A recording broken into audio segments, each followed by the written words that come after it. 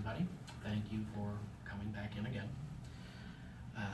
We are going to pick up with the same topic that we did last week, the visually impaired. And as we discussed last week, most visually impaired folks, when they lose some or part of their vision, they have trouble adapting to their new normal. So today we're going to talk about the different options and devices that are available to help them with this adaptation. There are several that you can see in front of you here that we'll go over, and each one has different organizations and groups and companies that can help people match with the right technology and learn how to use it. Mobility, of course, is, like we discussed earlier, one of the most difficult things for a visually impaired person to process. Getting around is really hard to do when you can't see where you're going. And we talked about the article that we had seen in the Journal for the Visually Impaired, Journal for Visual Impairment and Blindness from earlier this year that talked about the mobility-related quality of life measure that really does tie how well a person can get around to their actual quality of life. So the most well-known piece of equipment that visually impaired use is the white cane. This is my personal cane. And when you go to the website for the National Federation of the Blind, they kind of help you learn the best way to select the right cane. You start by measuring the length of the cane, usually done from measuring the shoulder to the floor. Mine's a little shorter than that, but not by much. And that can be adjusted over time based on a person's walking speed or their gait or the terrain that they walk the most. Once you've got your length, then you have to work on getting the right tip. There are several different kinds of tips. There's the pencil tip that's just long and narrow, pretty much just what it sounds like. It kind of looks like the end of a pencil. There is a metal tip that kind of resembles the foot of an old chair that you would see in like an old classroom when you were back in school. There's a tip that they call a marshmallow, and they call it that because that's pretty much what it looks like. It's just big, white, round. It kind of glides over surfaces fairly easily. And then there's my favorite, the ceramic tip. It gives a little more tactile information through the cane. That's why I like it. Kind of helps me know what kind of ground I'm walking on even when I can't see it. That way I kind of know how much caution I need to use. There's different methods for using the cane, for walking with the cane.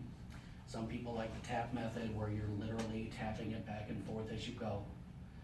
Others, like myself, prefer the constant contact where the tip remains on the ground and you just glide it back and forth. Gives a little more information, helps me personally find potholes and uneven terrain, tree roots, things like that. Otherwise, mobility, most people know the mobility aid of the guide dog. Most people want to call them seeing eye dogs.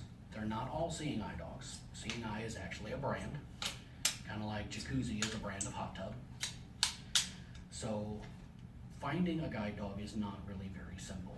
There's only 17 training facilities for guide dogs in the country, 16 in the continental US and 1 in Hawaii. And they don't come to the visually impaired. The visually impaired have to come to them.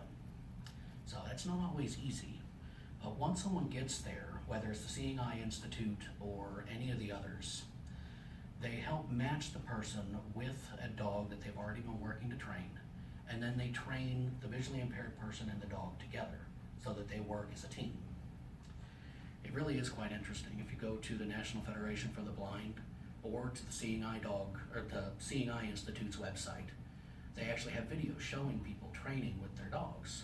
It's really pretty neat. Once people get over mobility, another hurdle is just living normal life, being able to read and continue to work, things like that. And for visually impaired, one of the most important things in what you'd call our go bag, which for me is just a book bag, is magnifiers. So all kinds of different handheld magnifiers, from low-tech little guys like this and screen magnifiers like this, to even fun little decorative magnifiers like this. Cute little turtle. Got that at the World Market. There's also high-tech magnifiers that are more like CCTVs that look like little tablets, like this guy. That these can increase the size of the words up to 300% to where there's basically one letter per screen. Really gets quite large. But if it's not working too great to read it, this can actually also read it to you. If you've got typed words like this, you can actually take a picture of it and it will read it.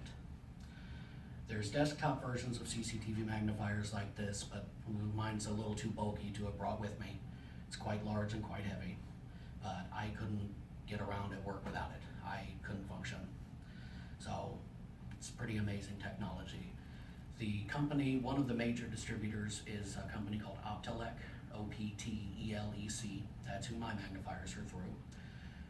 Their website shows all of the different offerings they've got for all kinds of different magnifiers, handheld, desktop, desktops that are more mobile, so they're a little smaller, all kinds of different options.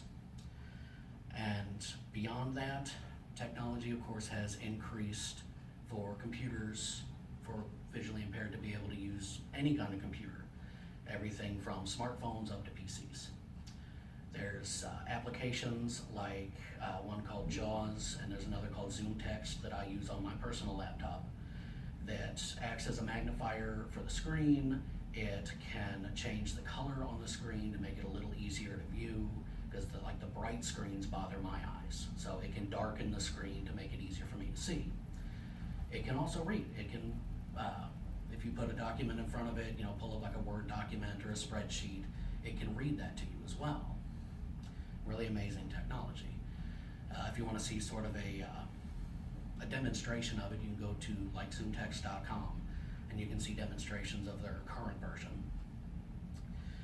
And for tablets, smartphones, things like that, there's accessibility options. Like here's my Samsung Galaxy tablet, and you can adjust things by simply going to your settings, going to accessibility, and then vision.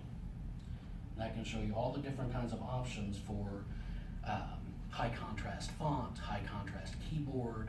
There's reader options, or you can make it negative like mine is, where it's light writing on a black background. This works best for me, so this is how mine is set. It works the same with smartphones, and not just Samsung, any of the smartphones, LG and Apple, all of them also have their own accessibility. And you can go to any of the manufacturer's websites and it'll tell you how to update your phone to the right visual settings for you. There's also settings for hearing impaired and things like that as well. But we're talking about vision today. So, just as you can see, just with the few things that are in front of us here, this is just a small set of the things that can help the visually impaired live a normal life. It can help them read, it can help them do crafts. I mean, it can help them do anything that they can possibly want to do. They're really only held back by their own unwillingness to adapt.